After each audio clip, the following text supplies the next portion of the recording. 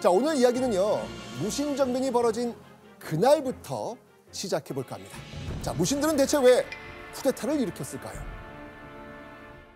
고려의 지배층은 이제 고려 초기부터 크게 두 개로 나눠져 있었습니다. 지금의 공무원, 국회의원들은 이제 문신, 경찰, 군인 이런 쪽은 이제 무신으로 해서 이제 두 가지 이렇게 나눠져 있었는데, 고려 시대에는 이제 국가의 중요한 사안을 이제 왕과 함께 이제 회의하는 그런 시간이 있었습니다. 그거를 제추회의라 그러는데, 제추회의. 하지만 고려 때는 무신은 빠지고 문신만 참여할 수 있었습니다. 또 이제 문신이 군사 지휘권마저 또 가지고 있었기 때문에 무예보다는 학문을 더 중요시하는 그런 사회로 이제 변하게 되었습니다. 그때 당시에 고려 왕이었던 의종은 연애 여는 걸 엄청 좋아했었거든요. 근데 그 연애를 열 때 문신들만 그 연애에 참석했었고 무신들은 밖에서 경호를 쓰게 했었어요. 아하, 너무. 그러니 같은 어떤 이 관료의 입장에서 얼마나 차별대우를 받았겠어요.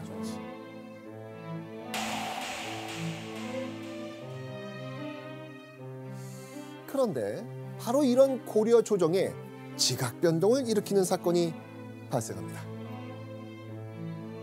자, 이날도요, 어김없이 당시 고려의 제18대 왕 의종은요, 연회를 계획 중이었습니다. 어가 행렬은요, 오늘날 파주 장단의 보현원으로 향하고 있었죠. 그런데 의종이 갑자기 가마를 멈추더니 이렇게 말하는 겁니다. 이 땅에서는 병사를 훈련시킬 만하다. 그러고서는 호위를 하고 있던 무신들에게 이걸 해보면 어떻겠냐며 제안을 합니다. 무슨 일을 했는지 한번 확인해 보시죠.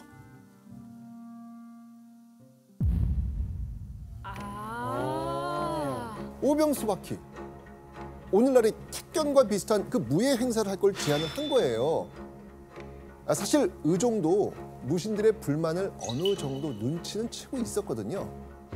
그래서 이 무신들의 불만을 좀 잠재우기 위해서 무신들이 활약할 수 있는 이 오병수바퀴를 열었던 겁니다.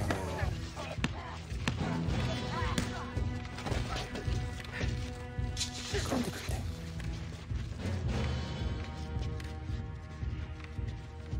문신이 일어나네.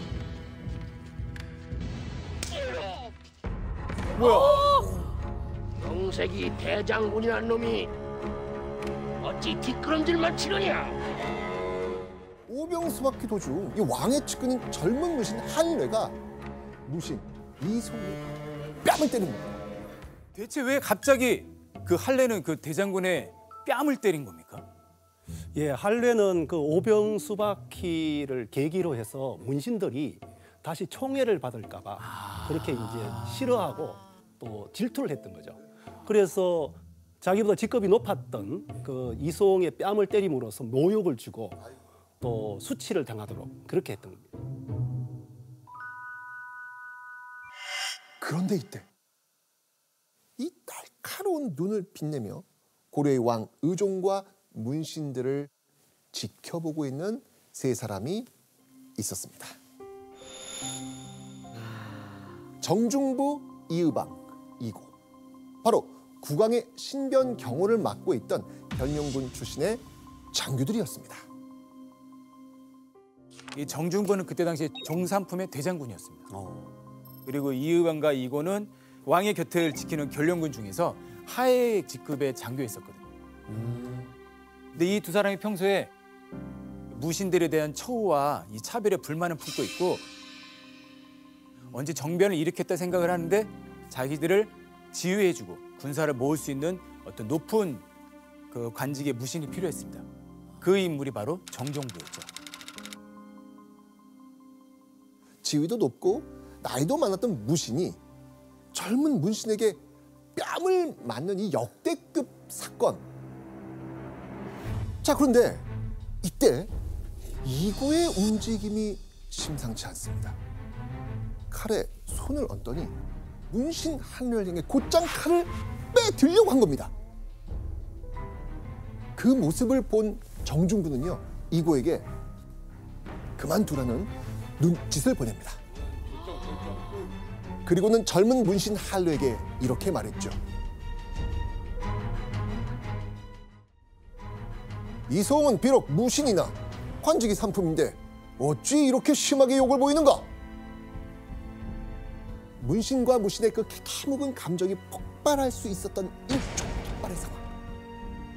의종은요, 정중부의 손을 잡고는 토닥입니다. 그렇게 의종의 중재로 어가행렬은 다시 목적지였던 보현원을 향해 발걸음을 옮길 수 있었습니다. 그로부터 얼마 후 드디어 어가가 보현원에 도착합니다.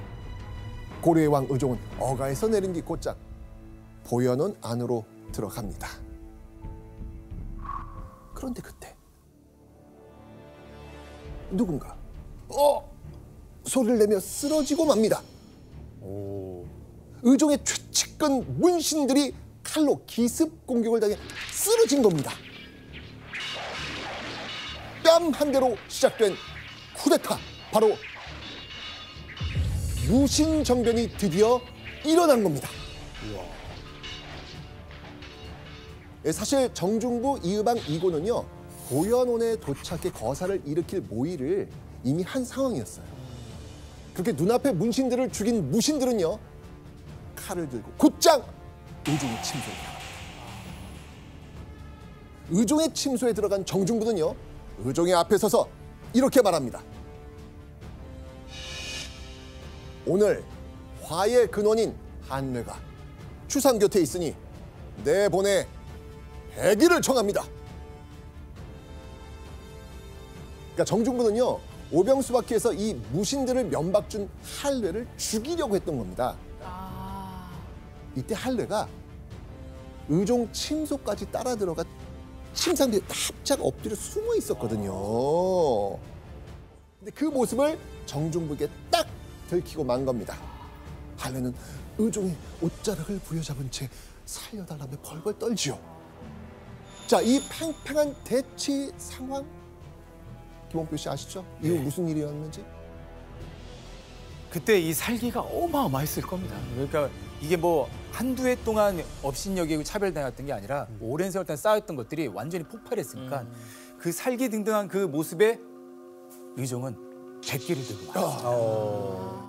그래서 한뢰를 정중부의 뜻대로 이렇게 내어주게 됐고요. 한뢰를 내어주자마자 이의번과 이고가 단숨에 그 위에 더 끔찍한 일들이 많이 벌어졌는데 제가 당시 고려사 기록을 한번 준비해 왔습니다. 네.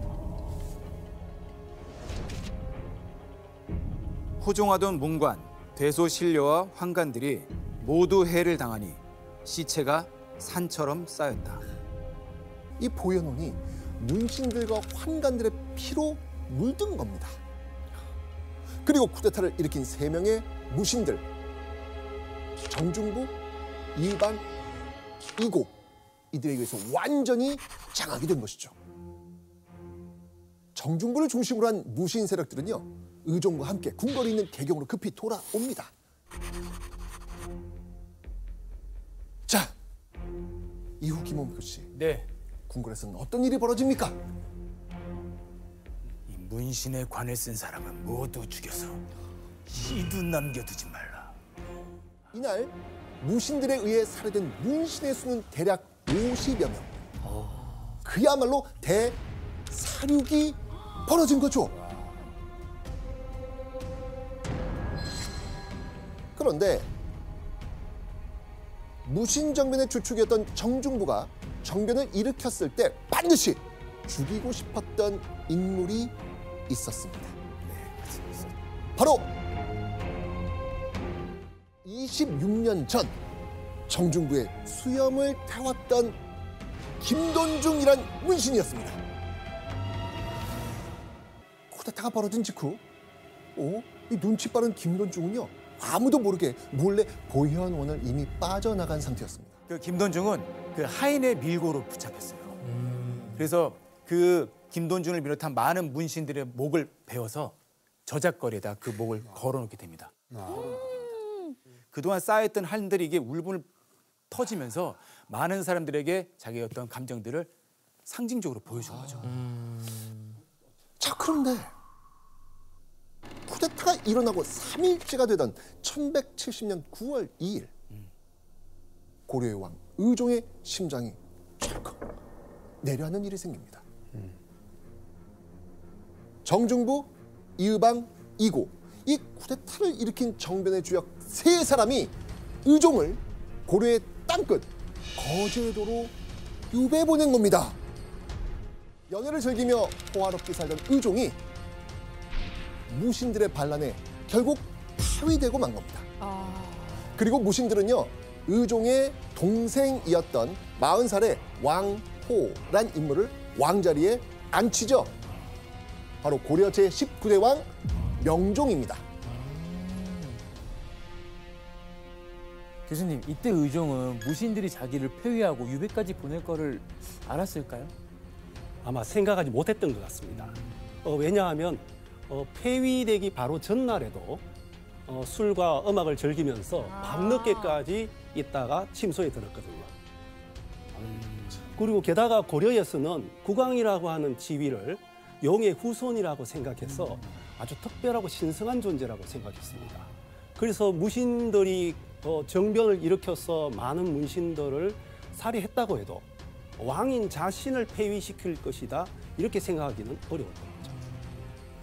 자, 근데 의종에게도 왕태자가 있었어요. 게다가 남동생도 무려 4명이나 있었거든요. 그런데 왕건의 이 핏줄 중에서 왜 하필 명종이었을까? 부드럽고 나약하며 결단성이 없어 정권이 아랫사람에게 있었다. 명종을 다음 왕으로 앉힌 무신정변의 주역 정중부, 이의방 이고 권력과 재력을 손에 넣으면서 단숨에 고려 조정을 장악합니다. 종3품 대장군이었던 정중부는 종2품, 지금의 국무위원과 같은 재상을 겸직합니다. 하급 지휘관이었던 이의방과 이고는 종3품 대장군이 됩니다. 품계가 무려 5단계나 쭉 수직 상승을 한 거죠. 자, 그런데요, 얼마 지나지 않아서 이 무신정변의 주축이었던 세 사람 사이에 묘한 균열이 생기기 시작합니다.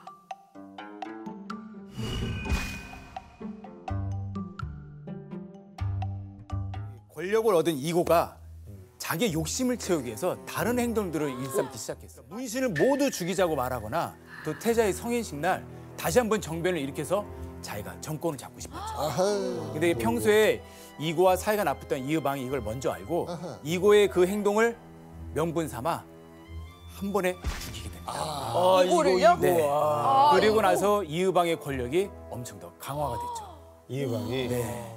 아이고야. 이의방은요, 이고를요 철퇴로 내리쳐서 죽입니다. 결국 정변을 일으킨 주역 3인반 중에서 정중부, 이의방 두 사람만 남게 된 거죠. 이 모든 게 무신정변이 일어나고 1년 만에 벌어진 일입니다. 자, 이 정중부와 이의방이 정권을 잡고 약 3년의 시간이 흐른 1173년 10월, 고려 조정은 또 한 번 쑥대밭으로 만드는 소식이 전해집니다. 의종의 유배지.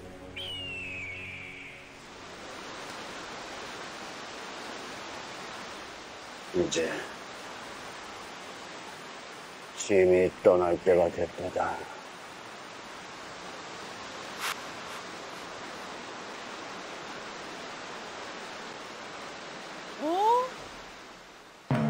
뭐야? 척추를 꺾어버려? 왼손으로? 오!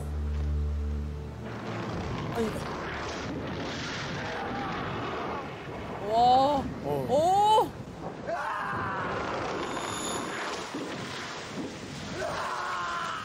거제도로 유배를 갔던 의종이 누군가에게 척추가 꺾여서 죽고 만 겁니다. 엄청나네. 바로 군인이었던 이의민이라는 인물이었습니다. 이해민.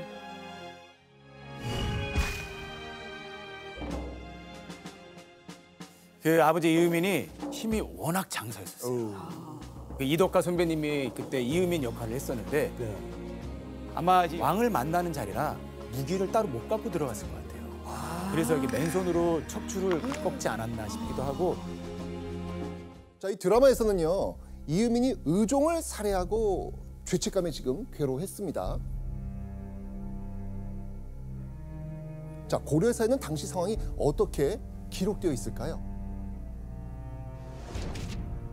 이의민이 의종의 척추를 꺾어버렸는데 손을 돌리자 소리가 나니 이의민이 크게 웃었다. 지금 이의민이 의종 죽이고 기록에는 뭐 어떻게 하고 있어요? 웃었다. 헛하게 웃었다는 거 아닙니까? 이게 보통 사람이라면 상상조차 할 수 없는 일이에요. 게다가 이의민은 의종을 살해한 뒤 스스로 그 공을 자랑하기까지 합니다. 용의 후손이었던 왕건의 핏줄을 죽여버린다는 건 이거 그야말로 천인공노할 일이나 다름없거든요. 게다가 이의민과 함께 현장에 갔던 또 다른 무신 박조리는요, 의종의 시신을 커다란 가마솥에 넣어 그 다음 연못에 던져버리기까지 했죠. 척추가 꺾여 죽는 비참한 죽임을 당한 것도 모자라 연못에 버려진 의종. 이 의종이 안타까웠던 걸까요? 근처 이 절에서 이 수영을 잘하는 한 승려가 연못으로 들어갑니다. 그리고 얼마 뒤 소중하게 무언가를 안고 나왔죠. 자, 이 승려가 가지고 나온 건 무엇이었을까요? 바로 가마솥이었습니다. 연못에 들어가서 가마솥만 쏙 건져내고는 의종의 시신은 뭐 그냥 그대로. 그러니까 왕의 시신보다는 가마솥 챙기기가 먼저였던 겁니다. 자, 보세요. 당시 고려 왕권이 얼마나 땅에 떨어져 있는지 지금 보시죠. 맞아요. 네. 그런데 한 가지 의구심이 좀 생기지 않습니까? 아니, 하급 무신이었던 이의민이 혼자만의 결심으로 의종의 허리를 꺾어 죽일 수 있을까? 무신이었던 이의민이 의종의 척추를 꺾어 죽이는 일을 시행하긴 했지만 그 배후에는 정중부와 이의방이었습니다. 의종이라는 인물은 고려 전기, 다시 말해서 무신정변 이전의 시대를 다스리는 통치하는 왕이었죠. 근데 그런 의종이 사망했기 때문에 이제 고려는 다시는 고려 전기의 사회, 즉 무신정변 이전으로 돌아갈 수 없게 되어버린 겁니다. 근데 이제 이의민은 천민 출신이죠. 또 성격이 거칠고 또 글자를 모르는 무식한 사람이었습니다. 그래서 왕을 죽인다는 것이 갖는 정치적 의미, 이런 것을 잘 몰랐던 겁니다. 너무 무서운 사람이었어. 자, 그런데 아무리 조정을 장악한 정중부와 이의방이 시킨 일이라고 해도 이게 용의 후손이었던 왕의 척추를 꺾어 죽이는 건 이건 뭐 엄청난 배포가 필요한 일입니다. 대체 이의민이란 인물은 누구일까요? 이의민은요, 경상도 경주에서 소금장수 아버지와 노비였던 어머니 사이에서 삼형제 중 막내로 태어났습니다. 이의민의 키는요, 무려 8척! 요즘을 치면 1m 90cm. 물론 이의민의 삼형제 모두 체구가 컸지만요, 그 중에서도 이의민은요, 형제들을 압도했다고 합니다. 하지만 천민 출신의 청년 이의민의 삶은 뭐 도무지 나아질 기미는 없었겠죠. 천민 출신의 체격 좋은 삼형제가 할 수 있는 일, 경주 시내 돌아다니면서 그냥 깡패짓, 불량배짓 하는 것뿐이었던 거예요. 자, 이런 불량배짓을 일삼던 이의민 삼형제는 결국 경상도 알념사 김자양에게 체포됩니다. 옥에 갇혀 모진 고문을 받게 됩니다. 자, 그런데요, 이 철천지 원수나 다름없을 이 김자양 덕분에 이의민은요, 단숨에 궤경으로 올라올 수 있게 됩니다. 고문을 잘 버텨서 야, 쟤 뭐야? 체력을 인정받은 거예요. 와. 경상도 알념사 김자양은요, 야, 이거 군인으로서 제격인데? 라고 판단했던 것 같아요. 그래서 김자양은요, 이의민을 개경의 중앙군인, 경군으로 만들기로 결심을 합니다. 그래서 추천서를 써가지고 이유민을 개경으로 보낸 거예요. 그렇게 개경으로 간 이유민. 군졸에서 장교로 승진했고요. 특히 의종의 눈에 띄어가지고 정칠품 별장까지 오르게 됩니다. 사실 이유민이 고문을 잘 버틴다는 이유로 추천받아 개경에 처음 올라왔을 때 이때 아주 특별한 꿈을 꾸거든요. 그날 꿈에 어떤 긴 사다리가 성문에서 대궐까지 쭉 이어져 있었으므로 그것을 타고 올라가다가 잠에서 깨었다.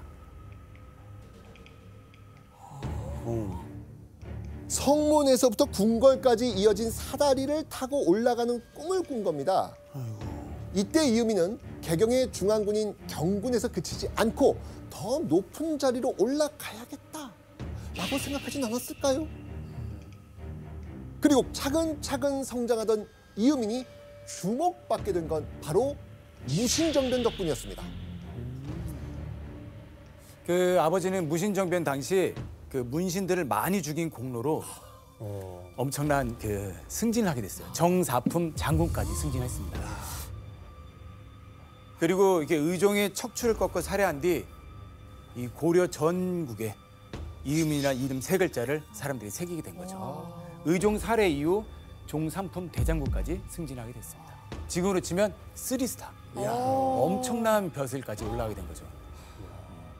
법보다는 주먹과 가까웠던 천민, 흑수저 출신의 이유민이 압도적인 체격과 이 뛰어난 무술 실력으로 날개를 달면서 승승장구하게 된 겁니다. 그런데요, 이유민이 의종의 척추를 꺾어 살해하고 약 1년의 시간이 지난 1174년 9월 무신들의 등골을 살인하게 만들 만한 소식이 전해집니다. 무신들의 폭거를 멈춰라! 그리고 의종 씨에 대한 책임을 지라면서 서경유수, 조위총이 난을 일으킨 겁니다. 무려 40여 개 성이 이 조위총을 지지하면서요, 난은 크게 번지게 됩니다. 자, 이 진압군은요, 조위총의 이 반란군을 대패하면서 고전하고 있었거든요. 그런데 이때 이 반란군에 맞서서 진압군의 사기를 드높여줄 인물이 등장합니다. 이 사람. 와우. 날아오는 화살에 눈을 맞았으나 천령으로 진군하여 사방에서 북을 치고 고함을 지르면서 급습하여 크게 격파하였다. 다름 아닌 천민 출신에서 대장군이 된 인생 역전의 주인공이자 의종을 살해한 장본인 이유민이었습니다. 이유민의 기세가 어찌나 대단했는지 이유민이 이끄는 군대가 온다는 소식만 들어도요, 적들은 벌벌 떨면서 주랭랑을 칠 정도였다고 합니다. 자, 그렇다면 이런 조위총의 난에서 또 한 번 활약한 이유민 어떻게 되겠습니까? 더 올라가지 않을까요? 이유민은요, 공을 인정받으면서 대장군이 된 지 1년 만에 또다시 승진에 성공합니다. 소금 장수의 아들 천민 이유민이 무신의 최고 관직 상장군에 오르는 순간이었습니다. 그런데 자, 이 조위총의 난을 처리하는 과정에서요, 아까 몇 명 남았다 그랬죠? 정중부, 이의방. 이의방이 암살당해요. 누구한테요? 정중부의 아들 정균에 의해서였습니다. 자, 그러면 이제 무신정변의 3명의 주역 중 누구만 남습니까? 정중부. 정중부만 남게 됩니다. 조위총의 난 이후 정중부. 야, 이거 뭐 하늘을 찌를 듯한 권세를 누리면서요, 어마어마한 재물을 손에 쥐게 되죠. 그렇다면 이유민은 정중부 정권 아래서 더 높은 자리로 올라갈 수 있었을까요?